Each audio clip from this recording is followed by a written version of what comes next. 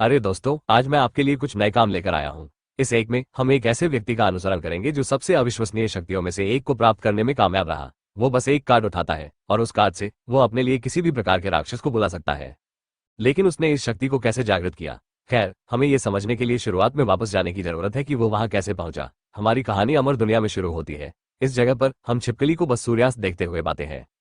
कहीं से भी वो कुछ लोगों को भागते हुए देखना शुरू कर देता है। ये लोग कुछ भेड़ियों से भाग रहे थे जो काफी शक्तिशाली थे। वे जीवित रहने के लिए भाग रहे थे। उसी समय वे मदद के लिए चिल्ला रहे थे, भाग रहे थे और वे कहते रहे कि वे बहुत बदकिस्मत थे। वे अभी भी लेवल 1 क्षेत्र से बिच्छू की ओर भाग रहे थे। लेकिन उन्होंने लेवल 3 रेगिस्तानी भेड़ियों को क्यों रोका? वो आगे की ओर इशारा करती है और उसे थोड़ी देर और रुकने के लिए कहती है। सामने कुछ पेड़ हैं। रेगिस्तान के भूत भेड़िए उन पर चढ़ नहीं सकते, पेड़ों पर चढ़ते तो बच सकते थे। भागते हुए हम उसे सोचते हुए देखते हैं कि रेगिस्तान के भेड़िए स्वभाव से जंगली होते हैं और एक बार जब वे किसी लक्ष्य पर नजरें गड़ा देते हैं तो वे आसानी से हार नहीं मानते। कुछ राक्षसों के साथ उनकी लड़ाई में वे घायल हो गए और उनके पास जो आखिरी धातु के टुकड़े थे वे सभी क्षतिग्रस्त हो गए। इसलिए उन्हें भाग जाना चाहिए, नहीं तो वे यहीं मर जाएंगे। हालांकि भागते हुए वहां मौजूद लड़की लड़खड़ाकर जमीन पर गिर जाती है। फिर वे दोनों पीछे मुड़ते हैं और जेवा को पुकारते हैं। हालांकि जब वो पीछे मुड़ती है तो उसे एक आश्चर्य होता है। वहां मौजूद भेड़िए उसकी ओर कूद पड़ते हैं। जमीन पर लेटी लड़की बस पीछे मुड़ती है और भेड़ियों को अपनी ओर मुंह खोलते हुए देखकर आश्चर्यचकित हो जाती है। वो बस यही सोचती है कि उसका अंत हो गया है। तब तक कहीं से एक बिजली का बोल्ट प्रकट होता है और उस भेड़िए को छेद देता है। जमीन पर गिरते हुए हम देखते हैं कि तलवार भेड़िए में फंस गई है। थोड़ी देर बाद वो तलवार निकाल दी जाती है। वह आदमी दिखाई देता है और उन भेड़ियों की ओर चलना शुरू कर देता है। वह जमीन पर गिरकर उसे धन्यवाद देती है और यह भी महसूस करती है कि उसने उसे बचाया। हालांकि अपनी सिस्टम स्क्रीन खोलने पर उसे पता चलता है कि यह आदमी लेवल 1 है। अजनबी अपना हुड हटाता है और फिर वो भेड़ियों को आमने सामने देखता है। भेड़िए भी कुछ देर तक उसे घूरते रहते हैं। साथ ही लेवल 3 के राक्षस इतने शक्तिशाली नहीं होते। जैसे ही वो ये कहता है, भेड़िए उसकी ओर दौड़ पड़ते हैं। हमारा नायक अपनी तलवार को कसकर पकड़ता है और फिर भेड़ियों की ओर गोली चलाता है। भेड़िए भी उसकी ओर गोली चलाते हैं, लेकिन कुछ तेज तीरों के साथ हमारा नायक अपनी तलवार से उनमें से प्रत्येक को काट देता है। उसके पीछे खड़ी लड़कियां उसे उस चीज को आसानी से हराते हुए देखकर हैरान रह जाती हैं। सूरज की रोशनी पड़ने पर वह रुक जाता है। उन्हें भी इस पर यकीन नहीं होता। वो कुछ वार करके रेगिस्तानी भेड़ियों को मारने में कामयाब रहा। हालांकि वो उसे आगे देखने के लिए कहती है। आगे देखने पर हम दूसरे भेड़ियों को दिखाई देते हुए देखते हैं और ऐसा लगता है कि अब और भेड़िए हैं पहले से ज्यादा दिखाई दिए हैं। उन्हें समझ में नहीं आता, शायद यहाँ दिखाई देने वाले भेड़ियों ने रेगिस्तान में मौजूद खून की गंध सूंघ ली हो। वहां मौजूद लड़की जो बस ये सब देख रही थी, उसे एहसास हुआ कि यहाँ रहना बुरा होगा। इसलिए वो वहां मौजूद लड़के से उसके साथ भागने के लिए कहती है, क्योंकि राक्षस बहुत ज्यादा थे। वे इसे संभाल नहीं पाएंगे। हमारा लड़का, जिसने अभी अभी सुना, पीछे मुड़ता है और सोचता है कि क्या ये सच था। हालांकि वो सिस्टम से कुछ कार्ड ले लेता है। सिस्टम सोचता है कि क्या लाइवान कुछ कंकाल योद्धाओं को बुलाना चाहेगा। ये देखकर वो बस पुष्टि करता है और जिस क्षण उसने वहां मौजूद कार्डों की पुष्टि की, वह गायब हो गया और कुछ मिनट बाद जमीन पर दिखाई दिया। उसके बाद जमीन पर एक विशाल जादुई घेरा दिखाई देता है और जादुई घेरे के बाद एक कंकाल का हाथ दिखाई देता है। तभी वहां बहुत ऊंचे स्तर के कुछ कंकाल दिखाई देते हैं। उनके प्रकट होने के बाद हम भेड़ियों को देखते हैं जिन्होंने इसका सामना किया, लेकिन साथ ही हार नहीं मानी। रेगिस्तान के भेड़िए फिर भागते हैं हमारे नायक की सेना की ओर। भेड़ियों को अपनी ओर भागते देखकर वो बस उनसे इन राक्षसों पर हमला करने के लिए कहता है। फिर उसकी सेना सुनकर बस आगे बढ़ती है। जैसे जैसे वो आगे बढ़ता है, हमारे नायक ने भेड़ियों पर हमला करने के लिए अपनी सेना द्वारा दिए गए अवसर का लाभ उठाया और हम यहाँ देखते हैं कि उसके द्वारा किए गए प्रत्येक वार के साथ यह एक कम भेड़िया था जिसे हमारा नायक हराने में कामयाब रहा था। लेकिन समय बीतता जाता है। 15 मिनट बाद वो आखिरी भेड़िए को खत्म कर देता है। यह एक जमीन पर गिर गया। फिर वो उसमें फंसी अपनी तलवार निकालता है और नीचे सिस्टम हमें दिखाई देता है, ये कहते हुए कि उसने रेगिस्तान के 16 भूतिया भेड़ियों को मार डाला। उन सभी को गिरा दिए जाने के बाद हमारा नायक कुछ उठाता है, भेड़ियों के अंदर मौजूद कुछ गोले पकड़ता है और वे गोले हमारे नायक के हाथ की ओर जाते हैं। जो लड़कियां वहां थीं, वे फिर से अविश्वास में हैं। उन्हें विश्वास नहीं हो रहा है कि वह रेगिस्तान के कुछ बहुत शक्तिशाली भेड़ियों को मारने में कामयाब रहा। हालांकि गुलाबी बालों वाली एक लड़की उसके पास आती है और कुछ पूछना शुरू करती है। अगर वो संयोग से था एक जादूगर, इस दुनिया में कोई भी ऐसे राक्षस को कैसे हरा सकता है? हालांकि ये सवाल पूछते समय वे एक रहस्यमय आदमी का सामना करते हैं जो राक्षस की ओर बढ़ रहा है। वो तलवार पकड़े हुए है और जैसे ही हम थोड़ा करीब गए, हमें एहसास हुआ कि यह आदमी हमारा नायक था। जैसे जैसे वो आगे बढ़ा, उसने राक्षस को गंभीरता से देखा। उन्होंने उनसे तलवार को भी देखने के लिए कहा। वो एक नौसिखिया होना चाहिए। हाँ, मौत का विशाल भेड़िया एक स्तर 6 का बॉस राक्षस है। बिना मदद के यहाँ कोई भी ऐसे राक्षस को नहीं हरा सकता। लेकिन इस दुनिया में कमजोर से लेकर सबसे मजबूत तक, सामान्य और कुलीन, नेता और भगवान और राजा और भगवान सम्राट से शुरू करके, उनमें से एक भगवान वर्ग का राक्षस, भले ही वह एक स्तर 1 का बॉस हो, फिर भी उसके जैसे नौसिखिए के लिए एक बड़ा खतरा है। जैसे ही वे इस बारे में बात करते हैं, वो बस अपने कदम रोक देता है। भेड़िया भी रुक जाता है। फिर वे दोनों एक दूसरे का सामना करते हैं, जबकि वहां पीछे के लोग बस उसे देखते रहते हैं। फिर वो हमारे नायक की ओर मुड़ता है और सोचने लगता है कि क्या वो सहयोग से सब कुछ था, और उसे जल्द से जल्द वहां से निकल जाने के लिए कहता है। यह आदमी एक लेवल 6 राक्षस था। राक्षस करीब और करीब आता जा रहा है, केवल यहाँ ये थोड़ा बड़ा था। अब उसे देखकर वो लगभग कुछ भी नहीं लगता है। राक्षस अपने दांतों से दहाड़ रहा है और उसके मुंह से कुछ लाल चीजें निकल रही हैं, बस गुस्सा हो जाता है। थोड़ी देर बाद ही वह हमारे नायक की ओर एक कश लेता है, लेकिन उसके द्वारा पकड़े न जाने के लिए वह कुछ कदम पीछे हट जाता है, और ऐसा करने के बाद हम उसे वहां फिसलते हुए देखते हैं। और फिसलने के बाद वह आगे देखता है, और जैसे ही वह अपने सामने आता है, वह भेड़िए को ढूंढ लेता है जो उसकी ओर कूद रहा है। लेकिन उसके पास पहले से ही अपना एक कौशल था, लेकिन इसे सक्रिय करने के बाद वो वहीं खड़ा रहा, क्योंकि वो वहां कुछ चीजें जानता था। उसे याद आया कि उसके पिछले जीवन में लेवल 6 का एक विशालकाय भेड़िया था। उसके बॉस कौशल के पहले से बेहतर स्तर के साथ भी उसके पास केवल 3400 एचपी और 510 एटीके है। रेगिस्तान के अंदर के साहसी लोगों के लिए, जिनका स्तर 3 से अधिक था, उसे हराना निश्चित रूप से एक बड़ी चुनौती है। उस समय वह इस राक्षस से लड़ते हुए अपनी टीम के साथ लगभग मर गया था। लेकिन अब उसने पुनर्जन्म लिया है और वह सब कुछ जानता है, और इस राक्षस के खिलाफ उसकी अनगिनत लड़ाइयां भी, और लगभग मृत्यु और लगभग जीवन, और साथ ही वो अब वो व्यक्ति नहीं है जो वह पहले था। भेड़िया उसे पकड़ने के लिए हमारे नायक की ओर अपना पंजा बढ़ाता है, लेकिन वह ये देख लेता है और चकमा दे देता है। भेड़िया जमीन पर गिरता है और जमीन को पूरी तरह से फाड़ देता है। पीछे मुड़ते ही भेड़िया भी उसकी ओर मुड़ता है, जबकि छिपे हुए आदमी को पता चलता है कि यह आदमी बहुत तेज था, लेकिन भेड़िया भी इसे पसंद नहीं करता है और फिर एक क्षमता को सक्रिय करता है जो उसे अतिरिक्त गति देता है। हमारा नायक बस मुस्कुराता है और उसके बाद ही अपना हाथ जमीन पर रखता है। जमीन पर हाथ रखते ही एक जादुई घेरा दिखाई देता है, और उसके बाद वो बस उसे आने के लिए कहता है, और जमीन से कुछ दिखाई देता है, और वो चीज बस कुछ ही मिनटों के बाद बंद हो जाती है। वहां रुकने पर कुछ नहीं होता। भेड़िया बस उसे देखता रहता है जब तक कि कहीं से वो चीज खुल नहीं जाती, और वह अपनी रक्षा के लिए अंदर जो कुछ भी था उसे मांगता है। और वहां से कुछ भेड़िए बाहर निकलते हैं। लोग समझ नहीं पाते कि वे क्या हो सकते हैं। वे ज़ॉम्बी राक्षस हैं, लेकिन वे रेगिस्तान के भेड़ियों की तरह दिखते हैं। वह यहाँ आने के रास्ते में कुछ भेड़ियों को मारते हुए लेवल 3 पर पहुंच गया, और नरक के द्वार की भंडारण क्षमता 30 तक बढ़ गई। और वह अभी भी थोड़ा पीछे था, लेकिन तंत्र के अनुसार लेवल अप करना इसके लायक था। कुछ इस तरह, जब समनकर्ता समन किए गए राक्षसों से अधिक शक्तिशाली होता है, तो दोनों एक ही समय में मौजूद होते हैं। तो राक्षस पहले समनकर्ता को निशाना बनाएंगे, कम से कम समन किए गए राक्षस पहले हमला करेंगे। बॉस अभी लक्ष्य नहीं बदलेगा। और यहाँ हम बॉस को हमला करते हुए देखते हैं। वह कुछ छायाओं को नीचे गिराता है, लेकिन वहां मौजूद अन्य छायाएं हार नहीं मानती हैं। ये लाल हो जाता है, बॉस का ध्यान आकर्षित करता है। फिर बॉस इस छाया की ओर अपना पंजा तैयार करता है। हमारे नायक को पता था कि यह सही समय था, और साथ ही और एग्रो तंत्र का उपयोग भी करता है। जब बॉस समन किए गए राक्षसों पर हमला करना शुरू करता है, तो वह इस विधि का उपयोग पहले हमला करने के लिए कर सकता है। इसे एक आसान तरीके के रूप में उपयोग करके इस तरह के एक मजबूत राक्षस को नीचे गिराने के लिए, और अपनी तलवार पकड़कर वह आगे बढ़ता है और कुछ कट लगाता है। कटने के बाद भेड़िया दर्द से दहाड़ता है। वह घायल हो गया था, इसलिए वह अपना सारा ध्यान हमारे नायक की ओर मोड़ देता है। वह भागना शुरू कर देता है, क्योंकि वह स्थिर नहीं रह सकता था ताकि इस राक्षस द्वारा पकड़ा न जाए। जब वह भाग रहा था तो उसे पता था कि बॉस के पास उसका एग्रो है और समरण नहीं, जो हमला करके बुलाए गए राक्षसों का उपयोग करके और फिर से अपने एग्रो को डाइवर्ट करके शुरू करता है। लेकिन वह कहता है कि कई चींटियां एक हाथी को मार सकती हैं। भले ही रेगिस्तान के प्रेत भेड़िए के प्रत्येक जोबी ने केवल 15 क्षति पहुंचाई हो, और विशाल भेड़िए के 3400 एचपी का कोई मतलब नहीं था, क्योंकि इसे आसानी से उसकी छाया द्वारा नीचे ले जाया जा सकता था। यह सिद्धांत, जो उसने अभी कुछ क्षण पहले कहा था, वास्तविकता बन जाता है कि कुछ राक्षस उसके ऊपर कूद पड़ते हैं। ये सिद्धांत, जो उसने अभी कुछ क्षण पहले कहा था, वास्तविकता बन जाता है। इसके साथ ही कुछ राक्षस उसके ऊपर कूद पड़ते हैं और उसे काट लेते हैं, उसके जीवन का एक हिस्सा निकाल लेते हैं। वह शुद्ध दर्द में दहाड़ने लगता है।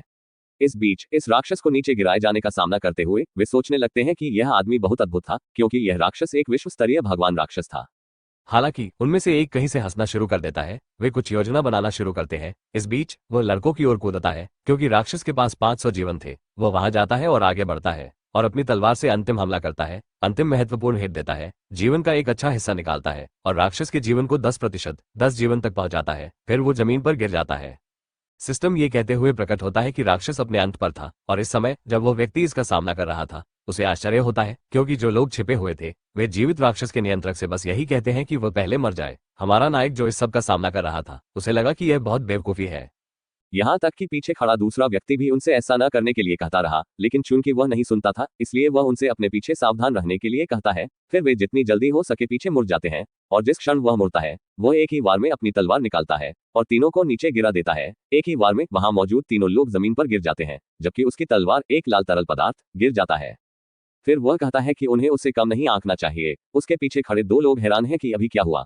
वह एक इंस्टा किल था, और ऐसा लगता है कि उसकी हरकतें न केवल तेज हैं, बल्कि शक्तिशाली भी हैं। और इस समय जब वह इस बारे में बात कर रहा था, शक्तिशाली भेड़िया आखिरकार उठ खड़ा हुआ। हमारा नायक, जो पहले से ही गुस्से में था, बस अपनी तलवार लेता है और एक कट लगाता है। राक्षस को झटका लगता है और अंत में वह उसके द्वारा नीचे गिरा दिया जाता है।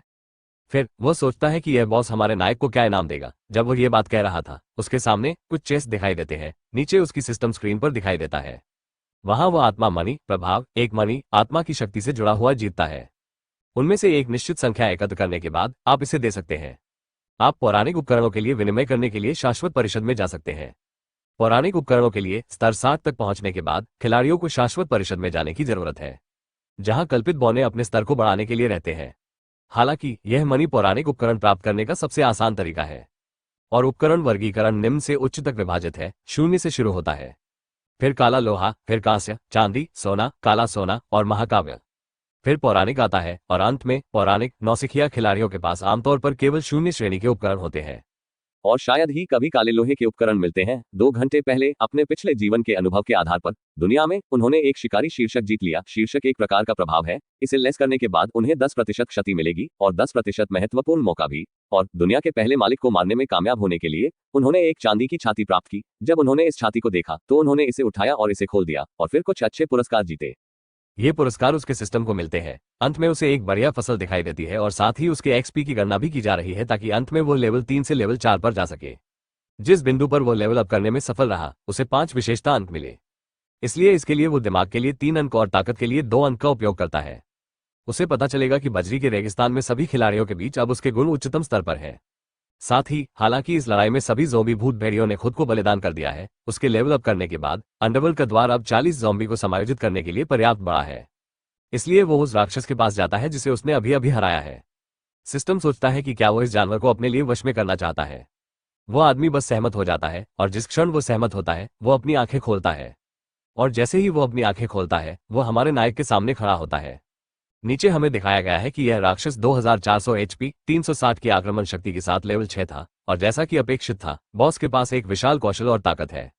अब पीछे मुड़कर देखने पर उसे ये भी पता चलता है कि इस ज़ॉम्बी में मरे हुए शरीर के अलावा एक और कौशल है, मरे हुए क्रोड, और इस विशाल भेड़िए की मदद से वो अंडरवर्ल्ड के द्वार पर लाशों को जल्दी से भर सकता है। हालांकि उसके पीछे वाला आदमी इस पर विश्वास नहीं करता है। क्या उसने वास्तव में इस दुनिया के बॉस को ज़ॉम्बी में बदल दिया? और क्या वो दरवाजा भी उसकी क्षमता का हिस्सा है? यह अविश्वसनीय है। दूसरों को एहसास होता है कि यह व्यक्ति अंतिम राक्षस से कहीं अधिक डरावना था। ये सुनकर हमारा नायक अपनी आंखें पीछे कर लेता है, और जो लोग वहां थे वे बस डर के मारे छिप जाते हैं।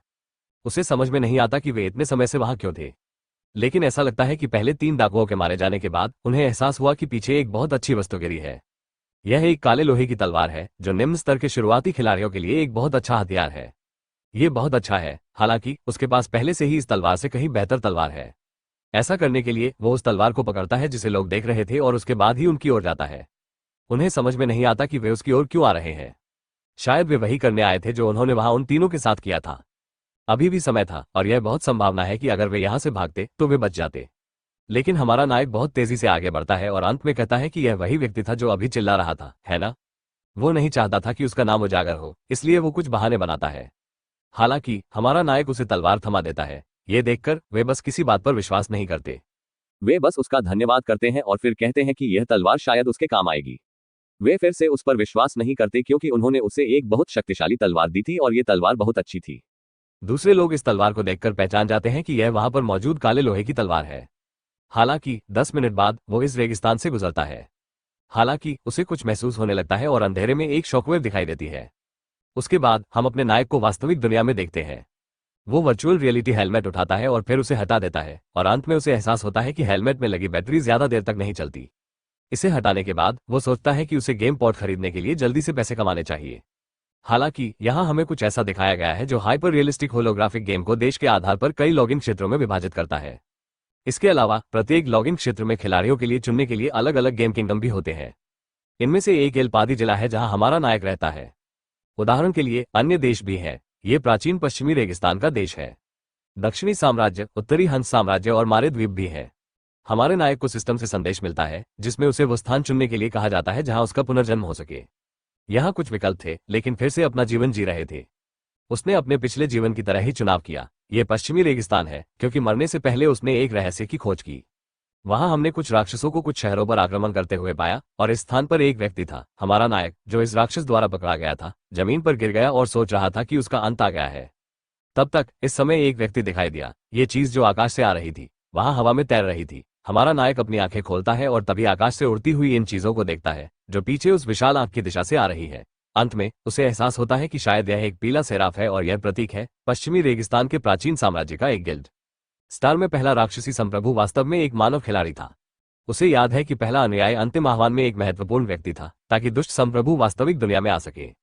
दुष्ट संप्रभु के अवतरण के बाद से उसके पास अभी भी 3 साल है। अगर वो इस अवधि के दौरान उसे खत्म कर सकता है शायद वो इस पूरी त्रासदी को रोक सकता है। लेकिन इस आदमी के बारे में उसके पास एकमात्र सुराग एक प्रतीक प्राप्त करना है, केवल पश्चिमी रेगिस्तान में मुख्य शहर का गिल्ड। ऐसा लगता है कि वे पीले सेराफ की तरह अपने सामान से प्यार करते हैं और मुख्य शहर में प्रवेश करने की शर्त स्तर 10 तक पहुंचना है। और अगर वह, हमारा नायक, इस चूहे की असली तीव्रता का पता लगाना चाहता है तो उसे मूल रूप से जल्दी करना चाहिए और अपने स्तर को जितना सोचना चाहिए उससे कहीं अधिक तेजी से बढ़ाना चाहिए, पहले से ही यह जानते हुए कि उसे जो कुछ भी करना है वो पहले से ही किया जा चुका है। इसलिए हमारा नायक बस वहीं नीचे देखता रहता है। वो खेल के अंदर अपने सिस्टम से उन कार्डों में से एक को ले लेता है। अब जब वो हाथ में है तो वह ये देखकर पहले से ही हैरान है कि वह वास्तव में वास्तविक जीवन में एक कंकाल कार्ड को बुलाने में कामयाब रहा है। कुछ खिलाड़ी और शाश्वत दुनिया, जैसे ही वे प्रवेश करते हैं, खेल खेल से कुछ शक्तियों को वास्तविक दुनिया में ला सकता है ताकि वो उनका उपयोग कर सके।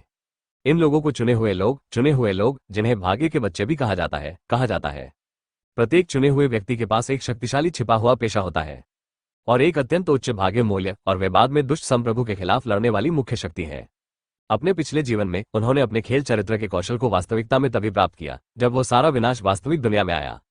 लेकिन इस बार यह बहुत जल्दी हुआ। लेकिन ऐसा लगता है कि उनके निश्चित सोल रीपर कौशल वास्तव में असामान्य नहीं है और वो बस यह नहीं जानते कि उनके बीच अंतर कैसे किया जाए। हालांकि उन लोगों में से जिनके पास छिपे हुए पेशे हैं, वो दरवाजे के पीछे एक शोर सुनता है। तो फिर वो उस दिशा का अनुसरण करता है और तभी वो दरवाजे के पास पहुंचता है और जानता है कि यह वो क्षण था। लेकिन वो सोचता है कि इसका क्या मतलब था। वो उन्हें अनदेखा करता है और उन्हें इसे खाने के लिए कहता है। हालांकि वे समझ नहीं पाते हैं, लेकिन समझता है कि यह युवान का एक बहुत ही दुर्लभ इशारा था, इसलिए केवल वे ही सराहना और खा सकते थे। लेकिन एक सामान्य मानवीय विशेषता यह है कि केवल नुकसान के बाद ही आपको मूल्य का सही अर्थ पता चलता है। और इसका मतलब था कि उसके पिछले जीवन में जो कुछ खो गया था उसकी भरपाई करने का एक तरीका। वो हमेशा अज्ञानता में रहता था, पूरे दिन अपने कमरे में बंद रहता था। उसके माता पिता को एहसास हुआ कि अगर यह बच्चा इन खेलों को खेलना जारी रखता है और इनका आदी हो जाता है तो वो खुद को पूरी तरह से नष्ट कर देगा। क्योंकि उसने ऐसा कहा, इसलिए उन्हें एहसास हुआ कि उसे टिप्पणी नहीं करनी चाहिए, क्योंकि यह बच्चा छोटी छोटी बातों पर गुस्सा हो जाता है। हालांकि जब आपदा आई और उसने सब कुछ छीन लिया तो उसे वास्तव में एहसास हुआ कि वो कितना मूर्ख और बेवकूफ था जो मूल रूप से खेलों पर अपना समय बर्बाद कर रहा था। और ऐसा लगता है कि आज रविवार था और ऐसा लगता है कि छोटा टैन खाने के लिए घर नहीं आया था।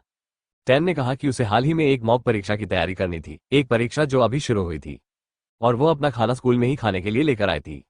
हालांकि उसे उम्मीद नहीं थी कि युआन ने वास्तव में खाना बनाना सीख लिया है।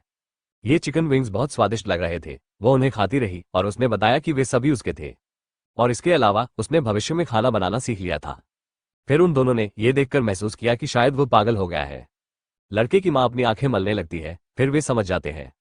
लेकिन हमारा दृश्य बाहर की ओर कट जाता है। हमारे नायक ने थोड़ा प्रशिक्षण लेना शुरू किया, कुछ चालें चलना शुरू किया, क्योंकि अगर वो भविष्य में खेल द्वारा वास्तविकता में लाए जाने वाले नियंत्रण और शक्ति में सुधार करना चाहता है तो उसके पास इतना मजबूत शारीरिक गठन होना चाहिए कि वो ये सब झेल सके।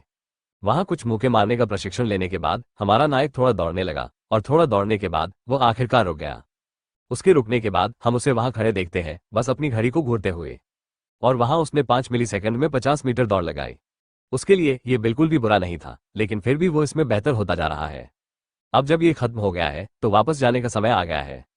हमारा दृश्य एक आयाम में कट जाता है, फिर कुछ नीले बादल दिखाई देते हैं। सिस्टम हमारे नायक को वापस आने के लिए बधाई देगा। हालांकि हमें कुछ रहस्यमय दृश्य मिलते हैं। यहाँ हम अपने नायक के पास से एक छाया को गुजरते हुए देखते हैं।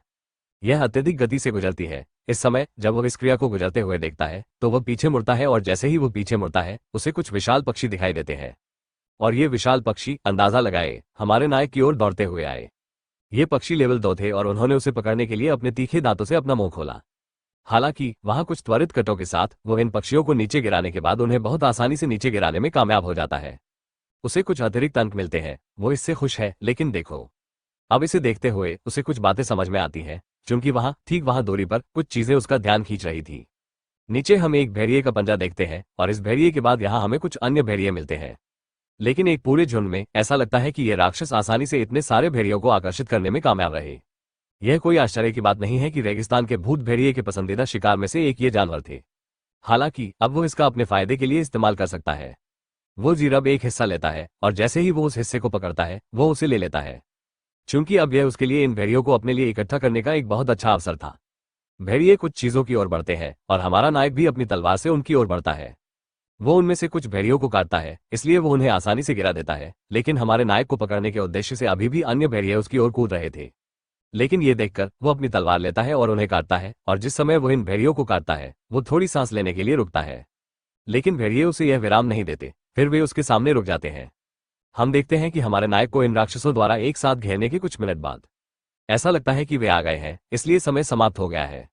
ऐसा करने के लिए हमारा नायक अपनी आंखें बंद करता है और उसके बाद ही वो भेड़ियों की ओर बढ़ता है, उन्हें एक एक करके काटता है।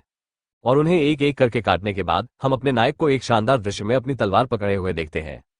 शायद 40 भेड़ियों को काटने के बाद सिस्टम हमारे नायक को 40 भेड़ियों को मारने के लिए बधाई देता हुआ दिखाई देता है, और इस वजह से वो लेवल 5 तक पहुंचने में कामयाब हो गया। उसके सामने उसके सिस्टम से वो चीज दिखाई देती है, और इसके साथ ही वो उन भेड़ियों को बनाने में कामयाब हो जाता है जिन्हें उसने अभी अभी गिराया था। उस चीज में प्रवेश करे जो अभी अभी उसके सामने आई थी। लड़ाई के बाद अंडरवर्ल्ड का द्वार फिर से मरे हुए राक्षसों से भरा हुआ था, और यहाँ हमें हमारा हीरो सिस्टम दिखाया गया है। यहाँ यह उसकी विशेषताएं दिखाता है। अब वो लेवल 5 पर है, उसकी ताकत काफी शक्तिशाली है, लेकिन उस राक्षस सार को पीने से उसकी 4 मुख्य विशेषताएं बढ़ जाने के बाद उसकी युद्ध शक्ति अब कुछ कुलीन राक्षसों से लड़ने के लिए पर्याप्त होनी चाहिए। और अब उस खास व्यक्ति की तलाश करने का सही समय था। वो रेगिस्तान में एक शहर की ओर बढ़ता है, जबकि उस शहर में कुछ धूल दिखाई देती है, लेकिन उसका लक्ष्य अंदर प्रवेश करना था। और वहां काली रेत के शहर के शीर्ष पर हमने शहर को अच्छी स्थिति में पाया और कुछ लोगों को उसमें से चलते हुए पाया। इन लोगों के बीच हमारा नायक भी चल रहा था, लेकिन उसका लक्ष्य इन लोगों के बीच से चलना नहीं था, बल्कि उनका पीछा करते हुए एक निश्चित केबिन तक पहुंचना था। और वो इस निश्चित केबिन में पहुंच जाता है, और जैसे ही वो केबिन में पहुंचता है वो दरवाजा उठाता है और खोलता है, और जैसे ही वो दरवाजा खोलता है उसे एक निश्चित आदमी मिल जाता है। फिर वो सोचता है यह आदमी कौन हो सकता है जो उसकी शांति भंग करने आया है। और यहाँ वो है जिसका परिचय हमें कोच के रूप में कराया गया, जो काली रेत के शहर में एक जादूगर प्रशिक्षक है। इसके लिए वो कोच प्रशिक्षक को बुलाता है। वो यहाँ बस उससे कुछ कौशल सीखने आया था। फिर वो हमारे नायक को घूरते हुए वहीं बैठ जाता है, लेकिन हमारा नायक कुछ बातें समझाना शुरू करता है। हालांकि खेल में अमरता की दुनिया में कौशल आमतौर पर कौशल पुस्तकों से प्राप्त किए जाते हैं, जो खजाने की छाती में राक्षसों को हराकर प्राप्त किए जाते हैं। और ऐसा लगता है कि यहाँ ये लड़का भाग्यशाली था कि वह इस राक्षस को हराने में कामयाब रहा, और उसने जो छाती उठाई उसमें उसे एक किताब मिली जो बहुत दुर्लभ होनी चाहिए। और इसके अलावा प्रत्येक पेशे का अपना नौसिखिया प्रशिक्षक होता है। उसे सिखाने के लिए कौन जिम्मेदार है, और यह प्रशिक्षक था जब वह अपने पिछले जीवन में एक नौसिखिया जादूगर बन गया था, और उसका नाम कोश था। यदि आप उसे ये सिखाते हैं तो आप उसे पे देंगे, आप उसे पैसे देंगे ताकि वो अगले 15 दिनों के लिए पे खरीद सके। वो अपने पिछले जीवन में एक जादूगर था, इसलिए वो इस जीवन में सोल रीपर कौशल के बारे में बहुत सारी जानकारी जानता है। वो इसे एक ऐसा कौशल भी मान सकता है जो उसकी लड़ाई शैली के संदर्भ में जादू पर निर्भर करता है, लेकिन फिर भी उसे अपने विशेष कौशल प्राप्त करने से पहले एक जादूगर के सामान्य कौशल सीखने की आवश्यकता है जो एक सोल रीपर युद्ध की लड़ाई शैली के लिए सामान्य है। और इसके लिए वो आध्यात्मिक ज्वाला का कौशल, उपचार की कला और छिपाने की कला भी सीखना चाहता है। जब वो ये बातें कह रहा था तो उसके हाथ में पैसों का एक थैला था, और जब वो ऐसा कर रहा था तो हम उसे उस आदमी की ओर इशारा करते हुए देखते हैं। वो पैसों का ये थैला ले लेता है, फिर वो कहता है कि उसे पैसे देकर वो हमारे नायक को सिखाएगा कि उसे क्या चाहिए। फिर वो उससे अपना सर्वश्रेष्ठ करने के लिए कहता है, क्योंकि जादूगरों की महिमा हमारे नायक पर चमक रही है। ऐसा कहने के बाद वो हमारे नायक की ओर अपना हाथ बढ़ाता है। फिर सिस्टम हमारे नायक को बधाई देता हुआ दिखाई देता है। 3 जादूगर कौशल प्राप्त करने के लिए पहला स्तर एक ब्लैक आयरन आध्यात्मिक ज्वाला था। इसका प्रभाव लक्ष्य को मंत्र के नुकसान के 100% के बराबर नुकसान पहुंचाना है। दूसरा उपचार कला था। इसका प्रभाव लक्ष्य पर उपचार शक्ति लागू करना है, जिससे उनके एचपी का 10% बहाल हो जाता है।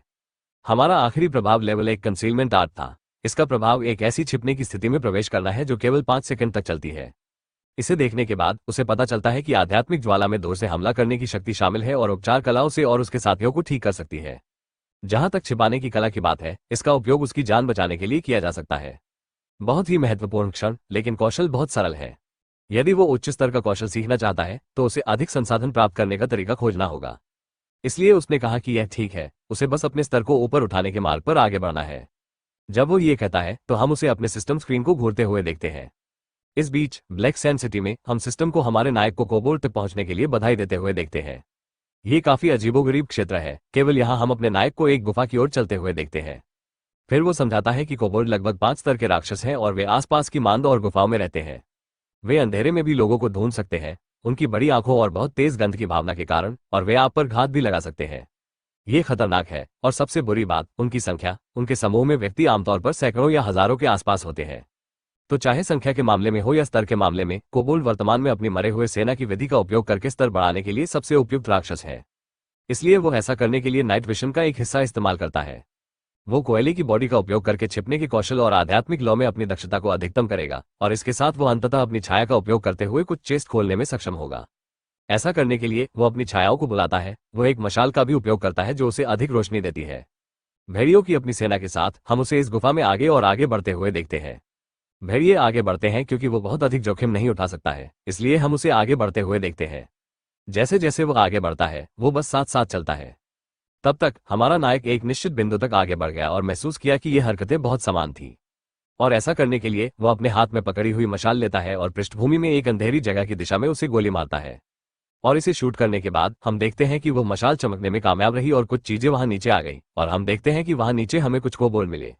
और वे कुछ खा रहे थे, लेकिन उनकी नजर हमारे नायक के समूह की ओर मुड़ गई। हमारे नायक की परछाइयां जो आगे थी, वे सभी कोबोल्ड के इस समूह द्वारा पकड़ी गई। लेकिन सबसे बुरी बात यह है कि इनमें से एक कोबोल्ड 120 HP के साथ लेवल 5 था, और उसकी हमला करने की शक्ति 30 थी। और ऐसा लगता है कि कोबोल्ड खनन, जिसकी उसे शुरुआत से ही बहुत जरूरत थी, आखिरकार उसके लिए प्रकट हुआ। और इनमें से एक कोबोल्ड जो आरी को जानता था, अपना मुंह खोलता है और थोड़ा धारना शुरू करता है। लेकिन हम उस मशाल को देखते हैं जिसे हमारे नायक ने जमीन पर गिरने से पहले वहां फेंका था, और जिस क्षण वो जमीन पर गिरी, हम देखते हैं कि हमारा नायक आगे बढ़ रहा है। जैसे जैसे वो आगे बढ़ता है, वो अपनी परछाइयों से उसे बचाने के लिए कहता है, जबकि वो थोड़े कमजोर कोयले के बोर्डों की देखभाल करता है। हालांकि इन कमजोर कोयला बोर्डों में से एक उसकी ओर बढ़ता है, जबकि एक के हाथ में कुदाल है और दूसरा अपनी वायर ग्रिप के साथ आगे बढ़ता है। लेकिन हमारा हीरो, जो पहले से ही इस तरह के राक्षसों से लड़ने का आदी था, उसकी ओर बढ़ता है। और कुछ कट इन राक्षसों में से एक को नीचे गिराने के लिए पर्याप्त है, लेकिन यह अभी भी पर्याप्त नहीं था। वो एक और क्षमता सक्रिय करता है जो उसे बहुत अधिक ताकत देती है, और इसके साथ वो राक्षसों की ओर बढ़ता है। लेकिन राक्षस उसकी ओर बढ़ते हैं, उन्हें खुद का बचाव करने की जरूरत होती है। लेकिन वो जानता था कि वो इससे आसानी से निकल जाएगा, इसलिए अपने अंधेरे से वे इन राक्षसों को काटते हैं, और उसे एहसास होता है कि इन चैनलों की लड़ाकू शक्ति सबसे महत्वपूर्ण रूप से बहुत बढ़िया है। अब उसके टुकड़े को चकमा देने का समय आ गया है। और ये राक्षस उसकी ओर आते दिखते हैं, लेकिन छिपने की अपनी क्षमता का उपयोग करते हुए हम उसे गायब होते हुए देखते हैं। वो कुदाल जो उसे मारने वाली थी, वो उसे मारने के बजाय जमीन पर गिरती है, जमीन में धंस जाती है। और ऐसा लगता है कि वो उनकी चालों में फंस गया। और अब इसके साथ इस कोबोल्ड के पीछे दिखाई देते हुए उसने अपनी तलवार पकड़ ली। इसके साथ वो राक्षस को पकड़ते हुए बगल में कट लगाता है। न केवल ये, बल्कि उसका साथी भी, जिसे नीचे गिरा दिया गया था। इन दो कोबोल्ड को नीचे गिराने के बाद वो वहां ऊपर रुक जाता है, चट्टानों में से एक पर, और यहां वो राक्षसों का सामना कर रहा है। सिस्टम गायब होने की कला के स्तर 1 को दर्शाता हुआ दिखाई देता है। गायब होने की कला में उसका अनुभव थोड़ा और बढ़ गया लगता है, लेकिन इन आम कोलबॉट के गुण अभी भी बहुत कमजोर है। इसलिए इस तरह के राक्षस को हराकर स्तर ऊपर करने के लिए वह धीमा और धीमा होता जा रहा था। ऐसा करने के लिए वो अपने सिस्टम में कुछ मरे हुए कोलबॉडियों को बुलाता है, और उसके बाद उसकी स्क्रीन दिखाती है कि वे लेवल 5 है, कि उनके पास 30 की हमलावर सेना है, जो वास्तव में काफी मजबूत थी। अब इस बिंदु पर उसके पास अपनी सेना के रूप में कुछ कोलबॉड है। फिर हम उसे अपना हाथ बढ़ाते हुए देखते हैं। फिर वो कहता है कि अब से वो अपने पास मौजूद मरे हुए भूत भेड़ियों की जगह लेगा, इसलिए वो उन्हें आगे बढ़ने के लिए कहता है। अभी के लिए उसे जल्दी करना चाहिए और इन राक्षसों के नेता की तलाश करनी चाहिए जिनका वो सामना कर रहा है।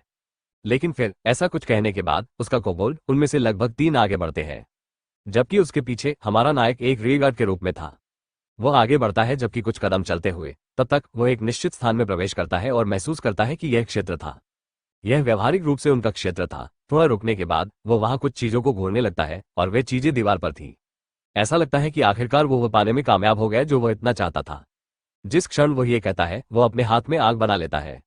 ऐसा बनाने के बाद वो दीवार की ओर गोली चलाता है, जिससे कुछ छोटी चीजें टकराती हैं।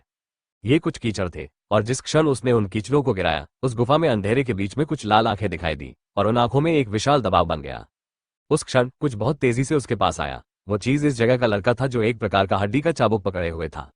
वो इसे क्रैक करना शुरू करता है, लेकिन सिस्टम ये कहते हुए दिखाई देता है कि यह कोबाल्ट एलीट लेवल 6 था, जिसकी अटैक पावर 100 थी, और इस राक्षस की लाइफ 350 थी। अब जब ये सामने आया है, तो वह प्राचीन काल की कुछ चीजों के बारे में बात करना शुरू करता है। कमजोर लोग, मान लीजिए, मजबूत राक्षसों का शिकार हुए हैं, लेकिन यह पहले से ही प्राकृतिक दुनिया में अस्तित्व का एक अपरिवर्तनीय नियम है, और शिकारी हमेशा कहानी के अंत में शिकार बनने के लिए किस्मत में है। और यहाँ हम एक क्रूर भेड़िए को एक छोटे पक्षी को खाते हुए पाते हैं, लेकिन इस क्रूर भेड़िए के पीछे पक्षी को खाते हुए एक सांप दिखाई देता है। और इस समय जब इस सांप ने इस भेड़िए को यहाँ उड़ते हुए देखा तो वो बस धीरे धीरे रेंगता है। लेकिन जैसे ही उसने राक्षस को देखा, वो अपना मुंह खोलकर भेड़िए की ओर चला गया। और इसलिए खतरापूर्ण है, हर कोने और हर पल दुबका हुआ है, और हर समय आपको सतर्क रहना होगा, अन्यथा आप संभवतः किसी शक्तिशाली राक्षस का शिकार बन जाएंगे। और इस समय वह कुछ ऐसा ही कहता है। हम अपनी वास्तविकता में वापस आते हैं और हम यहाँ उस काउबॉय बॉस को पाते हैं जो अपने कंकाल के चाबुक को पकड़ता है और हमारे नायक के उन क्लोनों की ओर गोली चलाता है और हमारे नायक को भी सीधे उसे मारने के लिए। लेकिन हम देखते हैं कि मान लीजिए उसे कुछ नहीं हुआ क्योंकि हम यहाँ केवल एक विशाल धूल को प्रकट होते हुए देखते हैं। लेकिन ठीक है, जबकि यह बहुत संभावना है कि हमारे नायक को इसकी चपेट में लिया गया था, मुझे नहीं पता कि मैं आपको इसके बारे में कैसे बताऊं।